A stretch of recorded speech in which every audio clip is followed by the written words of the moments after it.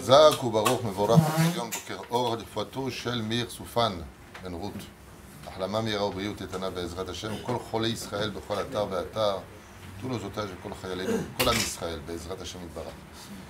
Vous connaissez tous ce chant Tu Bishvat Higia Chag La'ilanot. Effectivement, Arba Rosh Hashanim, nous avons 4 Arba Rosh Hashanah et l'un d'entre eux c'est Rosh Hashanah pour les fruits La'ilanot qui auront lieu cette année 2025 de l'ère vulgaire pour mercredi soir, Imirtza Hashem. Beaucoup de gens n'ont pas réellement notion de l'importance de ce Rosh Hashanah qui influence aussi, comme on le verra dans le cours de tout à l'heure, sur le Mazal.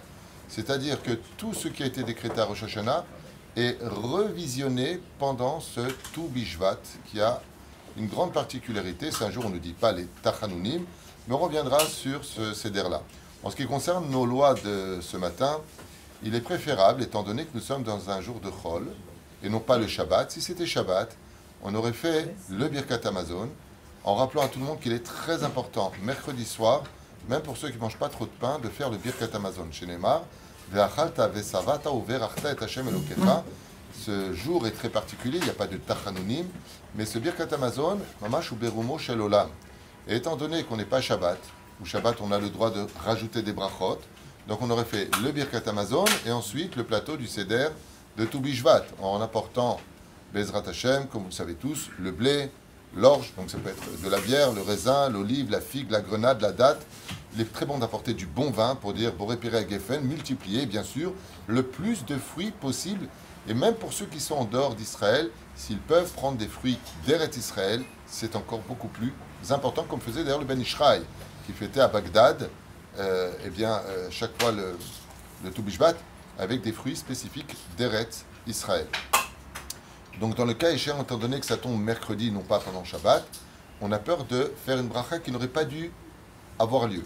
Donc d'abord on fait un Motzi Lechem, et à la fin du repas, on apporte le plateau, et à ce moment-là, selon en tout cas le Rav Ovadia Yosef, c'est le moment le plus propice, on dira le Seder sur tout ce qu'on vient d'expliquer à l'avant, donc le point du raisin, de l'olive, la figue, la grenade, la date, et ainsi de suite, Bezrat Hashem, et vous direz les bénédictions, et le Birkat Hamazon clôturera la bracha à Acharona, non pas Ma'in Shalosh ou Boré Nefashot. Pourquoi? Parce que c'est un safek de bracha chez Natsricha, tu avais le Birkat Hamazon, pourquoi tu rajoutes Stam? Et la Chen Bezrat Hashem, Za Seder.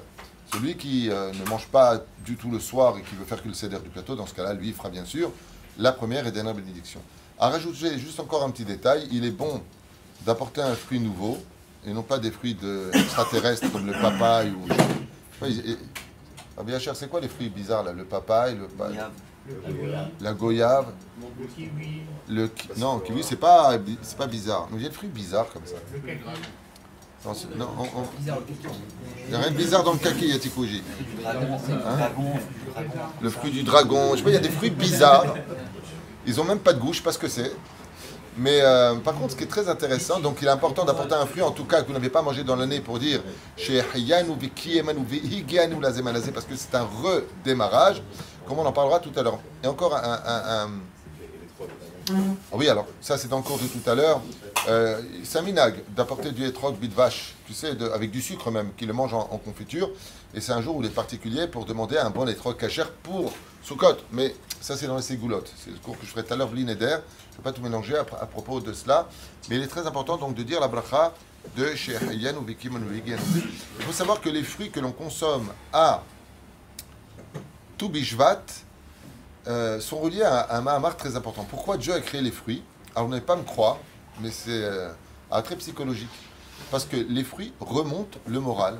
Quand vous n'allez pas bien dans la vie, prenez quelque chose de matok, prenez un fruit, et les fruits sont là pour démontrer, écoutez bien les mots qui sont employés, combien Dieu nous aime, il nous a donné comme un dessert dans la vie, comme quelque chose de en plus, parce qu'on aurait pu se suffire d'amour et d'eau fraîche, comme dirait l'autre, sur du pain, voilà, le minimum. Dieu nous a donné les fruits comme étant un cadeau sur terre, et vous savez que la Géoula dépend aussi de la pousse des fruits en Eretz Israël, comme c'est marqué dans la paracha de Bechukotai. Si vous faites mes principes et mes lois, eh bien vous verrez les fruits qui seront un petit peu le baromètre de la situation qui exprimera votre spiritualité entre vous et moi.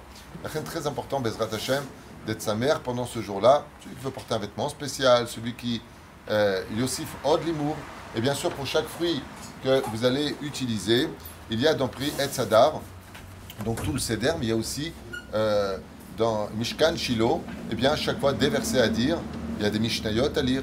Vekol Mishéase, Akol Bezrat Hashem Kedat, Moshe Israël, Tavo, Alav, Birkat Hashem. C'est une très très belle soirée. Elle dure aussi toute la journée. Ceux qui veulent apporter pour les Avrichim des fruits au bracha. Et puis voilà, encore une parenthèse, n'oubliez pas, Bezrat Hashem, mardi soir, c'est l'Aïloula d'un très très sadique qui est Sodolam, Rabbi Yitzhak Abu Hatzera, c'est le dernier petit-fils de Rabbi Yaakov Abu Hatzera, c'est le frère de Rabbi Mesoud. Et si je suis très attaché à lui, comme Rabbi Amram Ben Diwan, ceci étant, qui était tellement grand en Torah qu'on dit d'eux qu'ils étaient dignes d'être nés en Tunisie, pour vous dire à quel point ils étaient grands. N'oubliez pas d'allumer une bougie pour ce géant de la Torah, Rabbi Yitzhak à Abu Hatzera. Il y a un mina comme ça de marquer un vœu sur la bouteille d'Arak et Bezrat Hashem de dire que si ça s'est réalisé, on fera la bracha dessus à la prochaine Iloula. Mais même à l'échelle familiale, ici on fera une Seouda. Il y a quelqu'un qui a envoyé déjà 200 € pour la Brechim pour faire une Seouda pour ce géant de la Torah. Et mon frère part, Bezrat Hashem, un de mes frères part sur sa tombe. Et il m'a dit que toutes les personnes qui sont allées sur la tombe de Rabbi Yitzhak Abu Hatzera, tous ceux qu'il a rencontrés ont été exaucés dans l'année.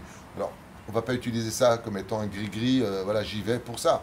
Mais parce que c'était vraiment un géant qui a été froidement assassiné au Tafilalet, au Maroc, et qui savait qu'il allait mourir en disant ça à son élève.